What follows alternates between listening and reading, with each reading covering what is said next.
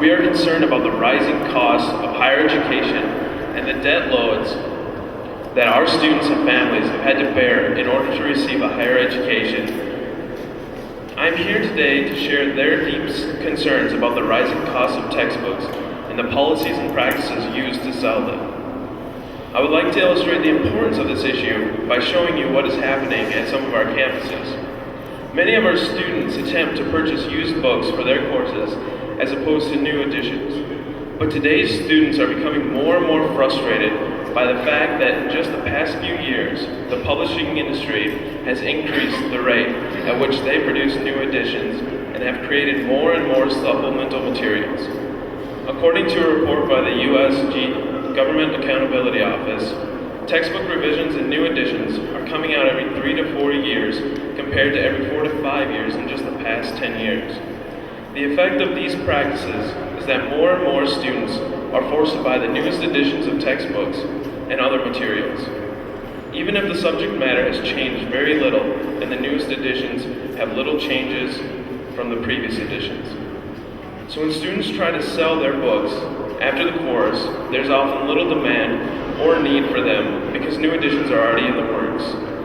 This proposed legislation requires that these changes be disclosed to faculty so they can decide if the older edition is still usable. For example, how much has basic calculus changed in the past 3, 5, or 10 years? Do we need new editions every couple of years? We are first-hand witnesses that required and optional course materials are often bundled together, sometimes without regard to the professor's wishes. This is a practice that is addressed and corrected in the legislation proposed today. If this legislation is passed, students will not be forced to buy some materials that will not even be used in class. Students are spending a great deal of money on books each semester, and they want answers about why costs are so high. We have brought forth this issue today in order to raise awareness and, more importantly, seek solutions that will bring more disclosure to the effects that current practices are having on students. Some publishers might talk about how this legislation isn't fair to them. I'm here today to pose the question, are the current practices in selling textbooks fair to students? Thank you.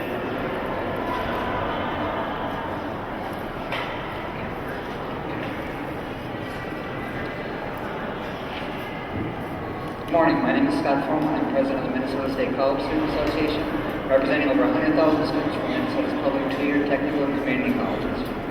Thanks to the efforts of Senator Claire Roebling and Representative Dean Erdahl, the issue of textbooks was examined in Minnesota legislature during the 2006 legislative session when lawmakers considered a bill directing the Minnesota Office of Higher Education to convene a task force to study and report on the cost of required textbooks at post-secondary institutions.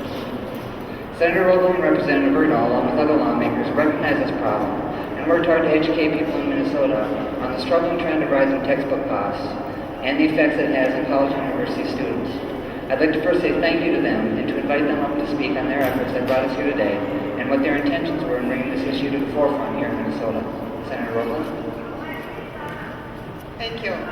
Last year about this time, I was hearing complaints about the price of college textbooks from two sources.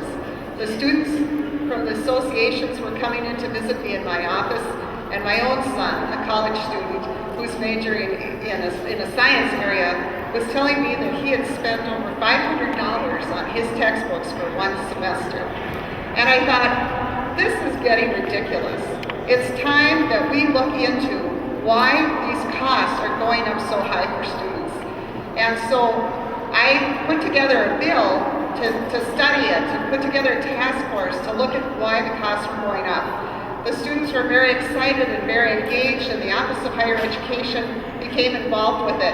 And even though the bill didn't end up passing because the whole higher ed bill ended up in trouble last year, the Office of Higher Education did move forward, did coordinate that effort, and met with students, professors, textbook publishers, all the parties in the group, bookstore owners, to bring them together and put out a report, which is what has resulted in the legislation this year that the students are bringing forward again. And so I'm glad we were able to get that started. I'm glad we're taking some steps forward.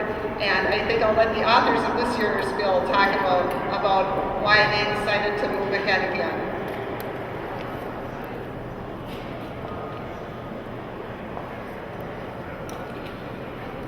Thank you. I'm Representative Dean Erdahl. And last year, when I was Vice Chair of the Higher Education Committee, members of the Minnesota State College Student Association brought their concerns to me about textbook pricing. Basically the same bill that Senator Roebling was talking about. And with recent double-digit tuition increases and other rising costs, it seemed reasonable to explore ways to hold down student costs wherever possible. With that in mind, in the House, I offered legislation to create the task force to examine textbook pricing. Unfortunately, the higher education bill stalled, but fortunately, Susan Heegard of the Minnesota Office of Higher Education heeded the wishes expressed in the bill and created a task force of 29 members. Now, several concerns brought forward in that study are reflected in this bill. And with textbook cost often being twice the rate of inflation, we need to do something. And that's what this bill addresses, in trying to hold down those costs and trying to get it more in line with inflation. Thank you. My name is Jordan Brandt of the Minnesota State College Student Association. I served on the textbook task force. And although I believe the task force had the best of intentions, proceedings were severely hindered by the publishers' lobbyists who were unwilling to concede on the smallest of points. I came to the table to bargain on behalf of overwhelmed students. They came to the table to preserve the status quo at any cost, blinded by an indifferent corporate policy only governed by profits. This shameless profiteering under the guise of product improvement has harmed students, especially low-income and middle-class students already struggling to stay afloat. The sad result is many students are forced to go without even the required textbook for their classes. The experience I had on the task force and the findings of the Office of Higher Education report have made it crystal clear that the disturbing trends being witnessed in the textbook publishing industry must be reversed. Students have found allies in these lawmakers who are willing to stand up for transparency in the industry, free choice for professors, and affordability for students. Predictably, publishers are against this measure. Publishers are saying this bill isn't fair to them. I don't believe the current system is fair to us. I don't think it's fair that according to the Government Accountability Office, between December 1986 and 2004, textbook prices soared 186%, while inflation only increased 72% for the same period. For these reasons and others, I'm honored to introduce the Senate and House chief authors of the Textbook Pricing Access Act, Senator Charles Weger and Representative Frank Moe.